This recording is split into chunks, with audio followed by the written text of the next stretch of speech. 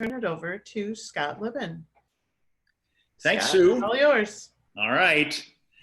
I want to introduce everybody to Michael Hammond, whom I had the pleasure of meeting just a year or so ago. Michael is the recruiting manager for Hubbard Broadcasting. He is originally from the small town of Taylor, Wisconsin. Michael, as I said, is with Hubbard now, but his BS in business administration is from the University of Wisconsin-La Crosse. He then moved to Minneapolis to get his MA, his Master of Arts, from the Carlson School of Management right here in Human Resources and Industrial Relations. After roles in resources and recruiting at companies such as Target, Ceridian, and Lawson Software, Michael moved into talent acquisition leadership roles at G&K Services and then Comcast Cable before joining Hubbard in February of 2017. Hubbard, as you know, has 2,300 employees and operations nationwide with more than 50 radio stations, 6 TV stations, and the list goes on. Michael, how are you today? I'm doing awesome. I'm actually broadcasting from Taylor, Wisconsin, visiting my parents for a week here so I can work virtually and then get some fishing in the evenings here. Our fishing opener is a week before Minnesota. So, yes, we're aware of that here across the river. By the way, whereabouts is Taylor? So if you're driving down I-94, it's Yeah. exactly halfway between St. Paul and Madison. Perfect. Well, 45 minutes past Eau Claire. Excellent. Thank you. That's helpful. All right. So Michael's going to share some things with us in a few minutes, but let me first welcome Alyssa Kasal, who is the talent acquisition lead with Colle+McVoy. Alyssa, I now know I said your last name correctly. Did I say the name of the company correctly? I sometimes fail to check that. It's Colle+McVoy. So, forgive me. Yeah. I should know that. No by now. worries. Well, I've seen it in writing a lot, but apparently I haven't heard it out loud enough times. So It's great to be here. Thank you. happy to have you. As talent acquisition lead at the creative agency Colle+McVoy, Alyssa helps attract, recruit, and retain talent for the company and for its branded agencies, Exponent PR and 10,000 Design. She began her career in the advertising industry as a copywriter. She moved into talent acquisition and gained more than 5 years of experience working in the multifaceted recruiting roles in many multifaceted recruiting roles at agencies in Minneapolis, Philadelphia, and most recently, VSA Partners in Chicago. Alyssa is passionate about inclusivity, crafting meaningful candidate experiences, and helping connect talent to new and exciting roles. Again, thank you both so much for being with us today at what can maybe most gently be described as an interesting time for our graduates to be launching their careers. But this is where the two of you spend your time, and I'm really happy that you're going to share some of your insights with us. Michael, why don't you start and give us a sense of what's going on out there? Sure. You know, what's going on out there. I mean, just in general, I mean, a lot of media companies are, you know, putting stuff on hold. They maybe aren't canceling positions, but, you know, there's a lot of uncertainty out there because a lot of you might not, hopefully you realize, you know, even though, you know, we're reporting news and we're doing a community benefiting the community, at the end of the day, it still takes revenue to keep the lights on, if you will, and to pay salaries. And so when a lot of our advertisers are not able to advertise because they're closed, they can't do business, that cuts off a lot of our revenue streams. So not just our company, but a lot of companies have either, you know, put on hiring freezes or some of our competitors have laid people off. Candidly, we did have a small layoff in our radio division last Friday. Radio's been hit a little bit harder than TV when it comes to media. Which makes sense. Less people are driving, commuting to work, listening to the radio in their car, but they are at home watching TV, and particularly local news. So fortunately, TV hasn't been hit as bad. Well, it does make sense, and thanks for your candor. And certainly, Hubbard Radio is not the only local media company to have announced cutbacks. I think Tegna was the first to say that it would furlough people, which for students who aren't familiar with that term means enforcing time off without pay. And that was Tegna's approach, I know, in the last recession as well. So these are tough times. And although it hasn't touched television so far, as you put it, Michael, as Mhm. dramatically as radio. We do understand that while viewership is up due to a lot of interest in the news, that relationship between ratings and revenue is not as simple as we might think. And sometimes even as ratings go up, revenues don't keep pace because of exactly what you said with respect to the companies that advertise on the air. Correct. Yep. It's not, unfortunately, it's not direct correlation. I wish it was, but it's not. So. Right. Well, the floor is yours. Why don't you take us into this? Sure. Well, I just want to just hopefully students are a little bit aware, and Sue can certainly, I think my slide is next. I just want to tell you a little bit about Hubbard, just because I wasn't sure how familiar your students are. We're actually right down the street. We're literally down University Avenue. So when I came to the journalism school to meet up with Scott last year, I took the train. He took the train I think he took the train to have lunch with us a couple months ago. Thank you again for that. And so we're right down the street. Our company's been around nearly 100 years. We're very stable, around 2,200, 2,300 employees. And we have operations coast to coast with about 13 TV stations. Locally here, that would include Channel 5 ABC, Channel 45 KSTC, which, you know, if we do the state hockey tournaments, kind of what we're best known for. And for those of you who are looking for jobs, we also have within Minnesota, the ABC station Channel 6 down in Rochester, where we've actually hired several people right from the journalism school. Some of your peers that you guys might know for that station, plus WDIO, which is also the ABC affiliate up in Duluth. Our local radio stations would include KS95, Score North, which is an AM sports station, and My Talk 107.1. But we do have about 55 stations across the country, radio stations. We own the Reels cable channel, REELZ. We own F&F Productions, which is one of the largest technical television production companies in the country. We actually produce the Oscars, the Grammys, all the NFL games for television. A lot of our activities we should be broadcasting right now are not happening, unfortunately. And then we also do own a digital marketing agency as well called 2060 Digital. So we're pretty well diversified across all areas of media. And I have worked closely with Scott in the past to hire people primarily on the television side of the business for local TV news, both being news reporters and news producers. But certainly there are opportunities in our other divisions as well, particularly the digital side and radio. Okay. Excellent. You've got a few more slides ahead of us. Yeah, I know. I was like, well, I'll just go. I kind of, there's only 4 slides. So. Okay, so we've been through that. There's some of your brands. Yep. And well, I'm actually not seeing the advance at all. So okay, we've got logos of GoGo on my screen right now. So we're seeing the Minnesota brands that you mentioned. And let me just say, in case that's the last slide we see, because it might be, Michael, in a few words, how would you characterize the hiring landscape at this point for students who are, missing out on their physical commencement, but graduating nonetheless, and poised, on the brink of that first job? What do you want them to know? Well, I mean, it depends on what they're doing. I would say all is not lost, even though we're, into a kind of uncharted waters right now. I would say that, for example, for us, and I can only speak for Hubbard Broadcasting, but I'm going to guess our competitors are pretty similar. When it comes to television news, we will need people. There is a shortage of people entering our field. And so certainly there are opportunities out there. I know, for example, we're looking for several people. We just put those positions on hold, and we're having people currently employed with us work overtime, for example. That can only last so long. So positions that we have planned on probably hiring in May, it might be more of a June, July, August timeframe. So I think the biggest thing is to have patience in terms of in terms of looking for a job.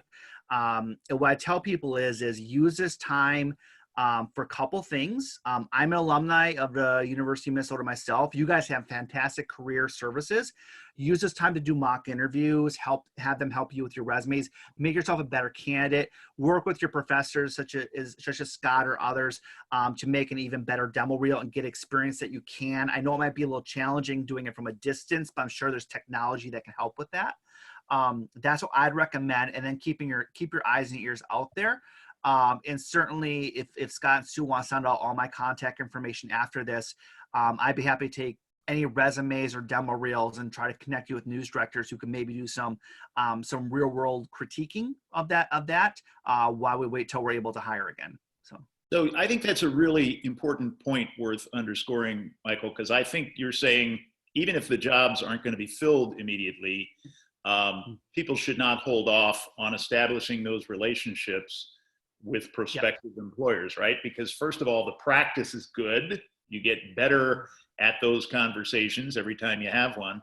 And secondly, when they get the go ahead to fill those positions, I know from my own experience, I can say you want to know who's out there and available. You don't start from scratch at that point. Yep, absolutely.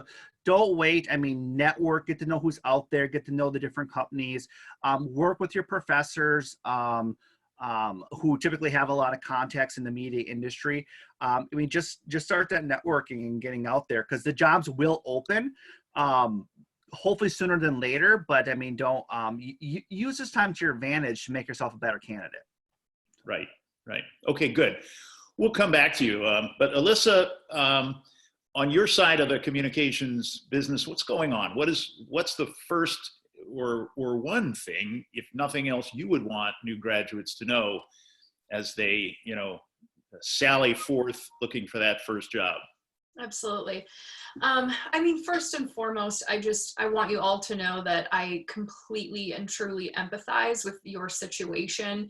It must be, a really tough time right now. And it is for a lot of people and businesses, both, collectively and individually, and know that there is comfort in community. And that's really important. I think that that's something that can help, build all of us up during this. Because it is, at its core, a trauma. I mean, we're all dealing with that, and I think acknowledging that and acknowledging further that it's business as unusual helps all of us kind of level set expectations. As far as an industry snapshot, the hiring landscape is different right now, and it has slowed. In some cases, it's kind of non-existent. Many ad agencies have closed or postponed their internship programs, fellowships. Headcount has, decreased, and tons of furloughs.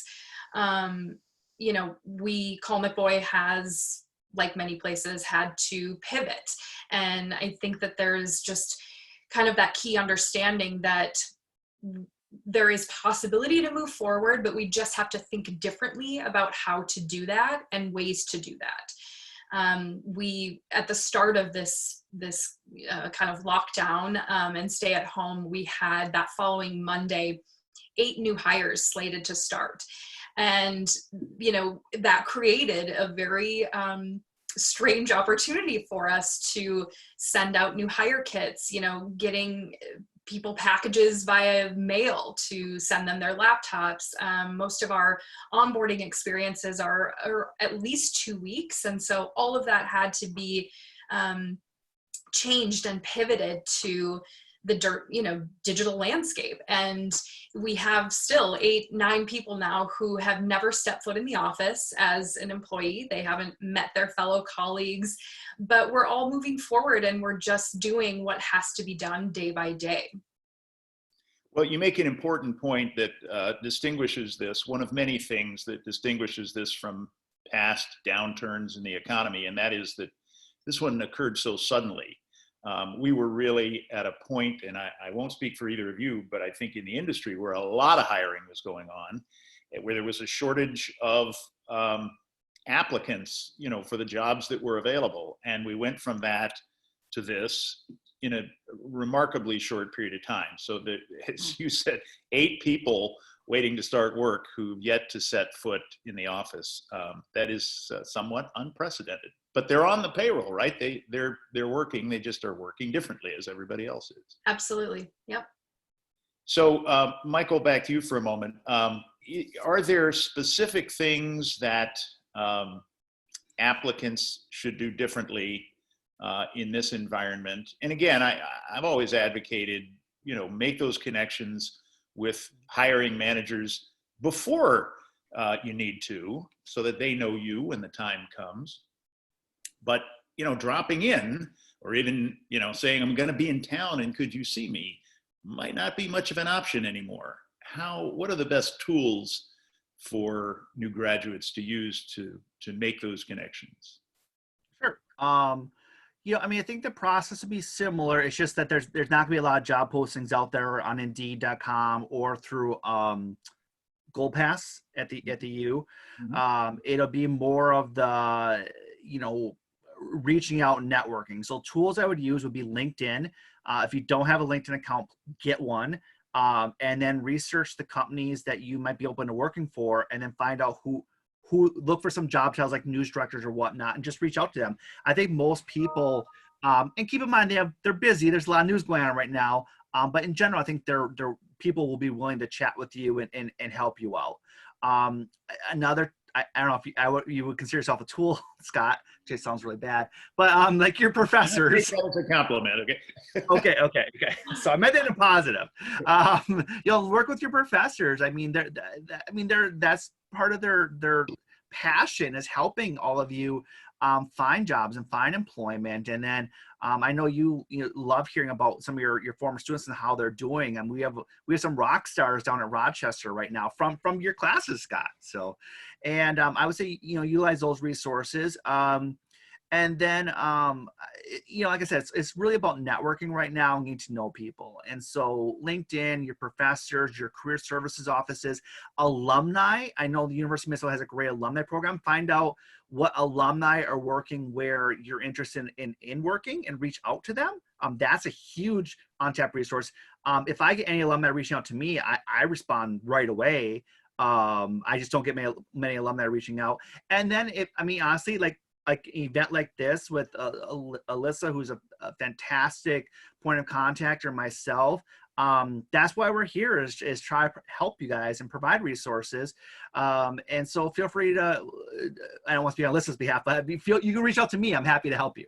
So, well, we'll let Alyssa answer that same question. But before we go back to her, let me just encourage students who are with us today to put your own questions into chat so that we know what is of specific interest to you. As Sue says, we're monitoring that, and we'll pass it right along. But Alyssa, anything to add to what Michael said? In your area of the industry, are there specific skills that might be even more important now in this unusual environment? Yeah, and I definitely mirror all of what Michael mentioned. This is an actually great opportunity because everyone's at home, everyone's accessible, everyone is, unfortunately or fortunately enough, in front of their screens for many hours of the day. And that probably is going to allow you more of an opportunity to get in front of people. I think informational interviews can be a huge, huge benefit, and people are probably more likely to agree to those because it is via Skype or Zoom or Microsoft Teams or however, even, on a FaceTime. So I think encouraging people to reach out for a lot of the things that they were already doing and trying to be proactive instead of reactive. Just kind of acknowledging what Michael said as well, that you should be moving forward and continuing those things.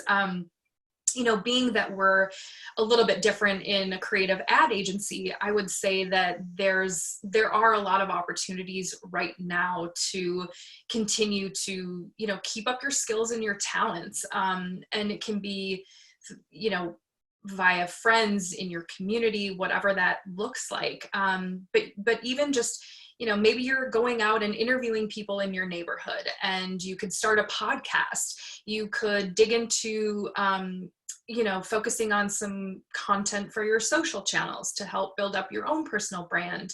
You could use your phone to take and edit videos of your 100th banana bread loaf that you've been baking. I mean, whatever that looks like, I think the same advice I have, that companies have had to do is just pivot and find new ways to stay active and engage those skills, and really just look for those opportunities.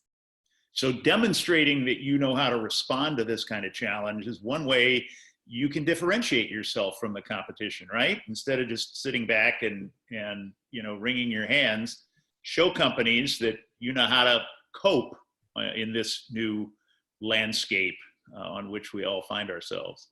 It's interesting. I think we tend to think, wouldn't it be better if we could all be together in the same room having this conversation? And I think it would. But at the same time, as I was listening to you, it occurred to me that the skills required to communicate via Zoom or Skype or FaceTime are more important now than ever before. And so your ability to demonstrate that is actually greater than it used to be. If you can sit in front of a camera, as strange as it sounds, and have a conversation with somebody, I can tell you that in television news, that matters, right? Yeah. And you make a really important point, Alyssa, and that I can imagine, as I think back to those days long ago when I was running a television newsroom, it is less of a commitment. Somebody wants to get a foot physically in the door, I'm going to end up spending a pretty big chunk of my day with that person, almost no matter what. I might agree to 30 minutes, but it's going to take longer. This kind of conversation really is more manageable and perhaps more attainable, just because it doesn't demand as much of a hiring manager's time. We have some questions I'm happy to see. So let me start with one from Rachel, whose last name I'm not going to attempt because I'm almost certain I'd get it wrong. And she asks, could students who don't attend the University of Minnesota seek advice from Hubbard professors or advisors? So this is actually a question for me to navigate the Twin Cities hiring landscape.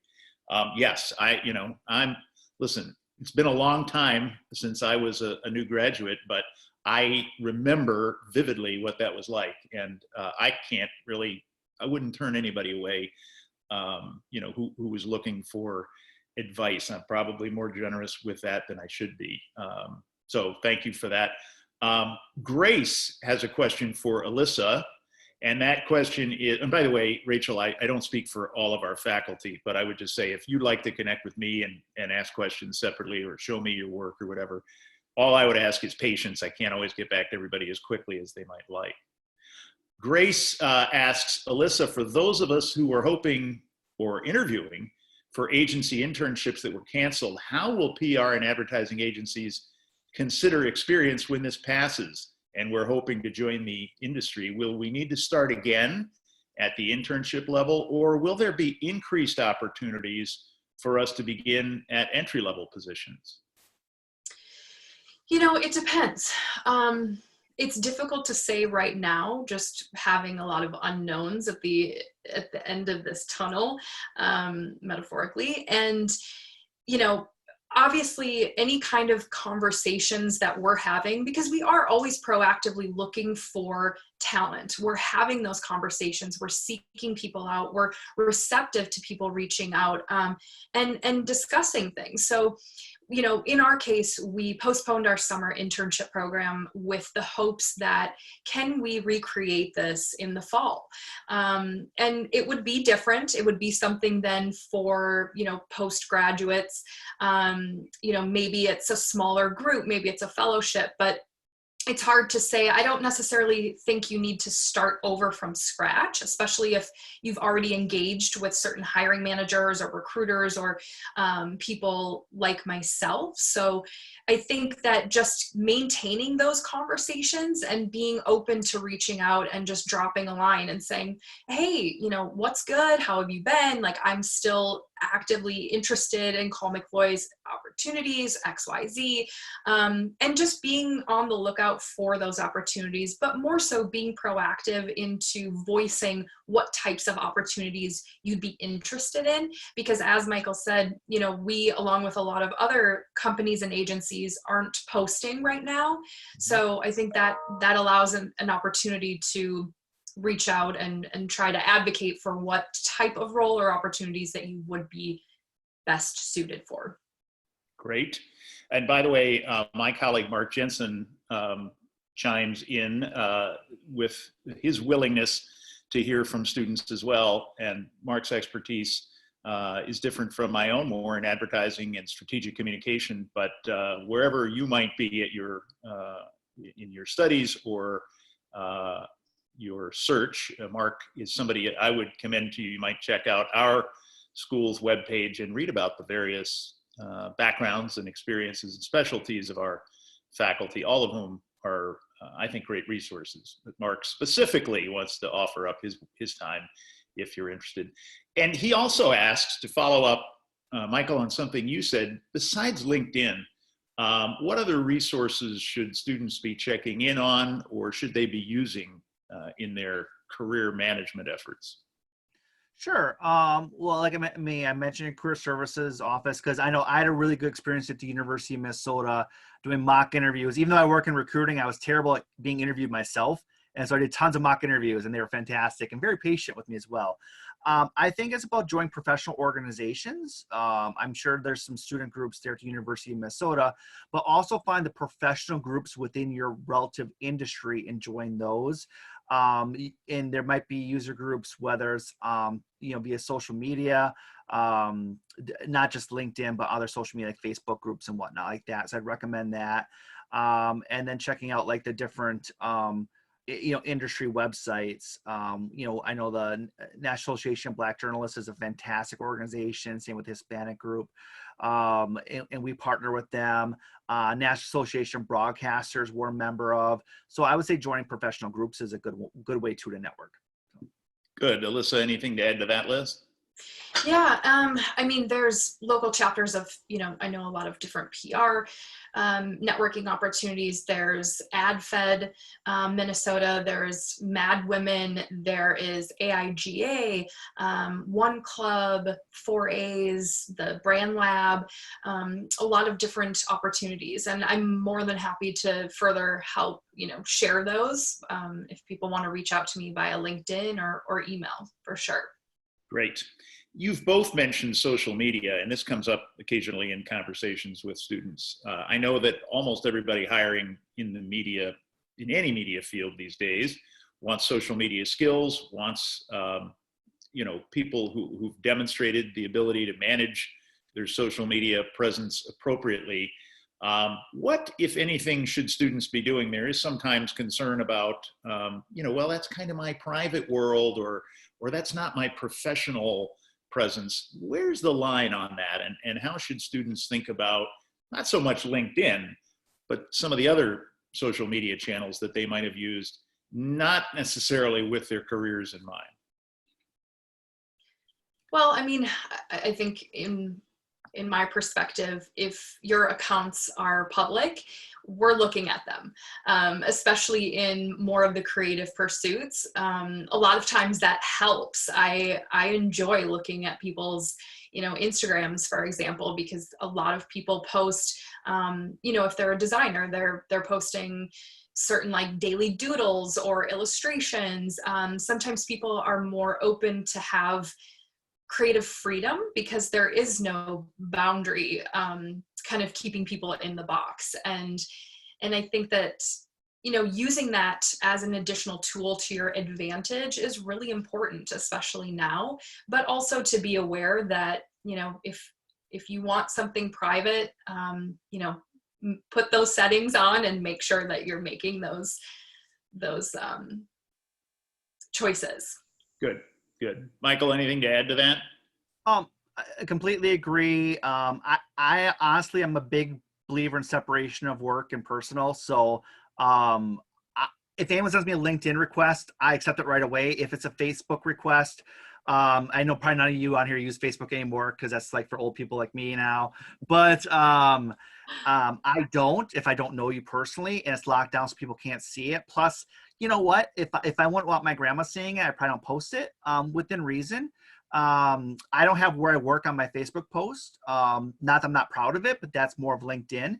Because keep in mind that people need to recognize that there's a separation of personal and work. I mean, I'm not going to call who it was, but probably most of you know there was a major media personality in the Twin Cities who was let go last week because he had posted a series of pretty slanderous things against a pretty big group of people who are politically different than him. And if, especially those of you who want to get into media or PR, you really gotta be careful about that, because you're in the public limelight more than you would be in other professions. So. Yeah. And I will say it because I understand the discomfort that you might feel, Michael, but that's Sven Sundgaard, who was a meteorologist for KARE 11 until last week. And you never know, as the professionals on this call are aware, but I'll say for the students, we never know the whole story behind anyone's termination, right? That's the one universal. There's always more to the story. But certainly one lesson in it is that you can't ever totally sever your personal activities from your professional reputation when you're operating in a social media or any online environment. So it's an area in which to exercise good judgment, and we'll give both Sven and KARE 11 the benefit of the doubt and say we don't have that whole story, but we should all kind of learn from these things whatever we can. I think that, Alyssa, you might already have answered a question we got from Andrew, who is a mid-career marketing job seeker in the digital marketing area. But he points out that, with public libraries closed, it's harder to find job search resources. And Andrew's degree doesn't come from the U of M, but he's asking about other resources. And you've listed several. If you want to add anything to that, please feel free to. I'll pause just for a moment in case anything else occurs to you, Alyssa. Yeah, I think, again, reaching out to people in the community and offering, right now we have so many opportunities to search and seek those people out that are working for companies that you enjoy, have positions that you think you would excel in. There's a great phrase that I love using. It's being a culture vulture, and just, finding those opportunities and those ways to dig into as much information as you can and research and find those ways, whether it's reaching out directly and having face-to-face conversations or, via digital realm. I think there's a ton of different ways to find more information and put yourself out there. And again, Andrew, from our friend Mark Jensen, he points out MIMA, M-I-M-A, is the Minnesota Interactive Marketing Association. The 4 A's, A-N-A, A-M-A, all the industry sites, lots of great resources available there, according to both Mark and Alyssa. From Kate, and I think, Alyssa, this is probably directed mostly to you. For someone looking to join an account or project management position at an agency, what are your opinions on having an online portfolio? Is that a major requirement or optional? Previously, account positions were not even remotely expected to have any kind of presence of that kind. Now, more so than ever, I think that people are wanting to see some kind of tangible facet of what have you been working on. It's difficult because for more creative roles, there are oftentimes websites or PDFs, or you have this display of here's the past 4 years that I've been working on, and so that there's something tangible to discuss and talk about and remain open to and have feedback. So when it comes to those account roles or positions that aren't necessarily creating something that is looked at or on a website, if there are ways that you can display what you're good at, some of your passions, even if it's outside the business, and whether that's on a blog or a podcast, like I am a full proponent of showing any kind of skills that you have, because it's not just about how you would look at an account or how you would interact with a client. A lot of that can be told through other ways. So I think that while it's not necessary or required or even looked at as a necessary item for an account person. There are ways to showcase skills and expertise, and I would say go for it. Great. Okay, we're going to wrap up soon because, believe it or not, it's already 1:36. I want to give both Michael and Alyssa a chance to just make a closing point, but let me just say on behalf of the kind of organization where I used to work, specifically in the news business, some of the skills that you need, and my students have heard this before, some of the same skills that you need to find a job are the skills you'll use in doing that job when you get it. That's the good news about all this, right? Knowing, how to strike that balance between being forgotten and being a nuisance. Reading the tea leaves about, timing and things like that, being appropriately persistent and communicating effectively. These things that will find you a job will also help you do that job. So don't be discouraged by the time you have to invest in this effort. And Michael, I'll let you say a final thing, and then Alyssa, you get the last word. All right. Thanks, Scott. And thanks everyone for joining us today. Just the fact that you took the time to listen to this, to me says that you guys are taking that extra effort to help yourself with your career, because only you own your career search. Only you can find yourself a job. And so I'd say I think right now you guys are off to a good start here. There are jobs out there. Don't be discouraged.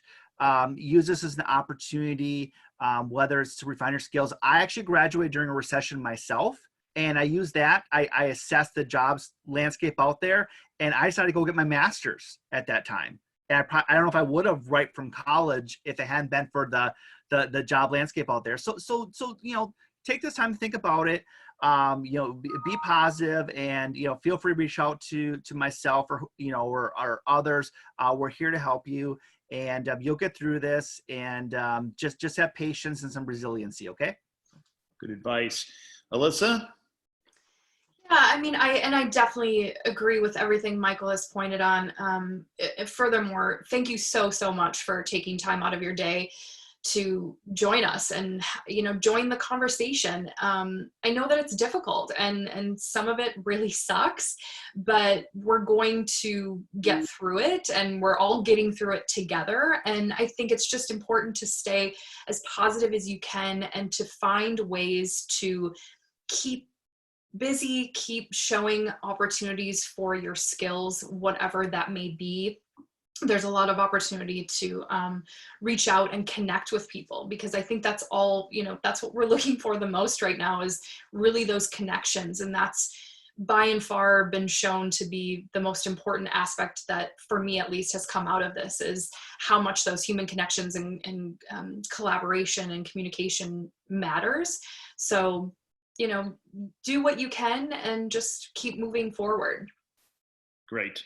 Well, I just got a LinkedIn request from one of our participants, so people are paying attention to your advice. Before we part, let me just mention something that Sue put in the chat, that we are co-sponsoring another webinar, this one with the student chapter of SPJ, the Society of Professional Journalists. That's this Thursday at 5:30 p.m. It's about freelancing. So watch the Hubbard School's social media for more information. And let me just thank Alyssa and Michael again for their expertise and time. And thanks to everybody who joined us. I hope this has been helpful. I know all of us will be happy to hear from you along the way as you head out there. Wish everybody a lot of success, and we'll see you sometime soon. Thank you too, Sue.